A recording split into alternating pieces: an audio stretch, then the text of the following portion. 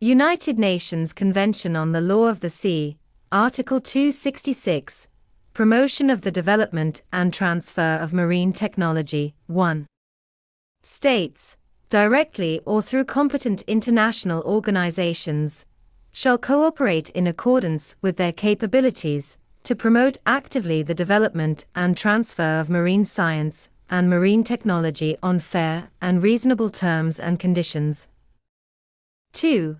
States shall promote the development of the marine scientific and technological capacity of states, which may need and request technical assistance in this field, particularly developing states, including landlocked and geographically disadvantaged states, with regard to the exploration, exploitation, conservation, and management of marine resources, the protection and preservation of the marine environment, marine scientific research, and other activities in the marine environment compatible with this convention, with a view to accelerating the social and economic development of the developing states.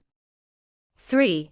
States shall endeavor to foster favorable economic and legal conditions for the transfer of marine technology for the benefit of all parties concerned on an equitable basis.